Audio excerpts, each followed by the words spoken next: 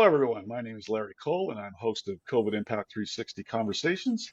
Today, I have our Chief Doc, Doc Roy, at CI 360. He's our Chief Science Officer. And 2 months ago, Roy and I sat down and we did an entire video on the history of SARS-CoV-2 and COVID-19. It's about a 1 hour video, and I encourage everyone to go back and watch that. But out of that came some really smart questions. Like when I say smart, I just mean they're framed really well. And Roy felt that it was necessary to take each one of these questions and create its own video because it was worth a deeper dive. So we're up to number 7, and number 7 came from Peter N. And it's, I am not sure that I understand what you meant by the vulnerable people in the population and why you said that we have an absolute obligation to protect them. How do we protect them? Can you please explain these to me? Okay, Well, take it thank you, away, Roy. Peter. That's an excellent question and a rather involved question, but it's one that everybody needs to understand and needs to understand clearly. Okay. There are 3 groups in the population that we consider to be extremely vulnerable to the SARS-CoV-2 virus and the disease called COVID-19 that they acquire once they are infected with the virus. Okay. The, the first group are probably obvious to all of you because you know that the largest group of deaths has occurred in people over the age of 65 and particularly over the age of 70. Why is this age group particularly vulnerable? It's because as we age, our immune system doesn't work as well as when we were young. So they are particularly vulnerable to these types of viruses, especially respiratory viruses, but to SARS-CoV-2 and to getting COVID-19. And if you think about that and you think about how many times you've heard on the news of X number of deaths this week at Y, elder care home, you'll know that we did a pretty lousy job of protecting these people so far, and we need to get a lot better at protecting the elderly. Okay, and they are just the first of those we consider extremely vulnerable. The second group are those who are immune compromised. Now, this can come from birth because you have a genetic disorder. They can be an acquired autoimmune disease. Many of you know somebody who will have rheumatoid arthritis. That's an acquired disease. And they can come from the treatment of disease in people who have certain diseases. So if you know anybody that's an athlete and who's had, cartilage problems in either of their knees, they often get in regular injections of corticosteroids from their physician to ease the inflammation and the pain. Well, corticosteroids over time will actually decrease your immune system's ability to fight off pathogens. So, and then the other group who have become immune compromised by treatment for disease, this one everyone will understand. These are cancer patients, okay? And they will have received chemotherapy, radiation, or both. And both radiation and chemotherapy knock down your immune system significantly and leave you vulnerable to infection and to the disease. So it's a large group of people who simply are extremely vulnerable to this virus, basically any virus, and the disease that comes from it. So those who are immune compromised is a very large group. The third vulnerable group is the largest vulnerable group. And these are people with what are called comorbidities. Okay? Comorbidities are diseases you acquire over time that don't come from an infectious source. They're non-communicable diseases. Most of the time people call them chronic diseases. Okay? They include diabetes, heart disease, lung disease, liver disease, kidney disease, okay, and even obesity is a comorbidity, and an important one for SARS-CoV-2 and the disease COVID-19. Okay? So anyone with these pre-existing comorbidities is at a much higher risk of both morbidity, severe disease, and mortality, death, okay, when they get exposed to the SARS-CoV-2 virus and develop the COVID-19 disease. Now, why do I say there's an absolute obligation to protect these people? It's really simple. They have vulnerabilities and they cannot adequately protect themselves. So in a society, you will always have people who are vulnerable in one way or another. And in a civil society, we take care of those who are on the lower end of the spectrum and who can't take care of themselves. And in the case of a disease that can cause death, then we have an absolute obligation to protect them as best we can at all times. Okay? So, how do we protect them? Okay? Well, that is both controversial and also very easy. Okay? It includes, first and foremost, wearing either a respirator mask, sometimes other PPE, especially if you're going to go visit your grandmother at the elderly care home, regular hand washing, physical distancing, and one of the controversial topics, updated regular vaccination. Okay, so if you're wearing a respirator mask, those are N95, KN95, or FFP2 in Europe. Okay, they on your face. If you're regularly washing your hands, keeping a physical distance, and also, when you go near someone that could possibly be vulnerable, that you make sure you keep an absolute separation of at least a couple of meters away, so that if you happen to be infected and don't know it, whether that be asymptomatic infection or a pre-symptomatic infection, you haven't had symptoms yet, but you still are infected with the SARS-CoV-2 virus, but you won't know it. So not taking these precautions puts all of these three groups of people at extreme risk.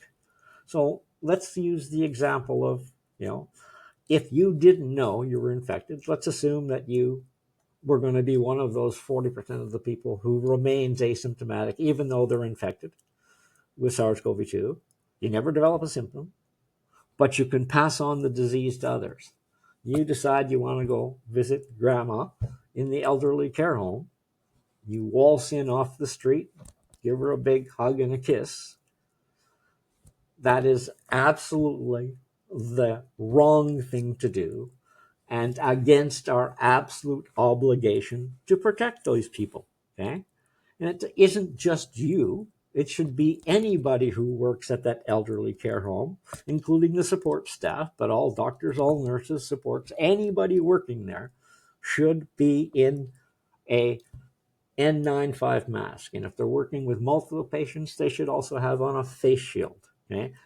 Gowned, plastic booties to cover them, surgical gloves, okay? They need to do all of that. You, as a visitor, should, just keep your distance, make sure you're wearing an N95 mask, and if you can find one, a face shield to protect her.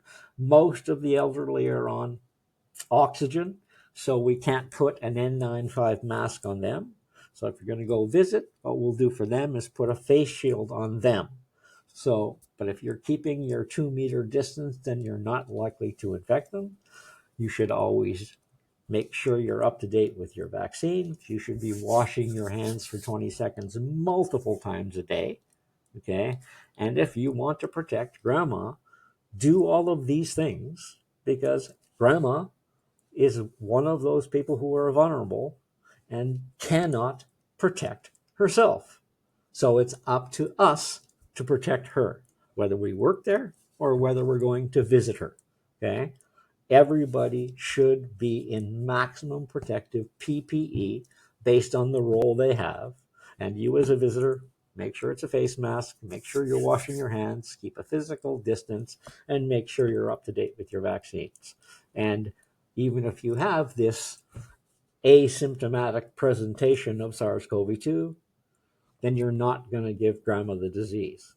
But please don't give her a hug and don't try and give her a kiss, okay? Because that will defeat the purpose of the protections, okay? So maintain that physical distance. I'm pretty sure grandma will like just having you coming to visit for 20 or 30 minutes, okay? That's what I mean by an absolute obligation. Now, I will always get pushback from people about masks and about vaccination, okay?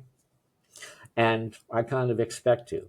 But I think everyone needs to understand that involved with this absolute obligation goes well beyond just the vulnerables. It's between you and me as well, okay? The vulnerables definitely need it, but when I wear a respirator mask, I'm protecting myself from you, but I'm also protecting you from me. That's why this is so important. So my wearing a mask helps to protect me, but it also helps to protect you. And if you're wearing a mask, then the likelihood of us exchanging the virus gets lower and lower with each new intervention we put on. And none of this stuff is new. Okay? We've had for years now um, wearing respirator masks, doing RT-PCR testing or any kind of molecular testing, mandatory vaccinations, okay, required for things like travel, and mandatory vaccination for children to attend the public school. So none of these mandates should make anyone angry because they've existed for the last 60 years. And they are put in place based on a simple premise, okay, that no human being, by their choices, refusing a mask or refusing a vaccine, has the right to infect another human being with an infectious disease that can kill them. Okay? It doesn't get any simpler than that. Okay? Now, do I think that you have an absolute right to refuse a vaccination?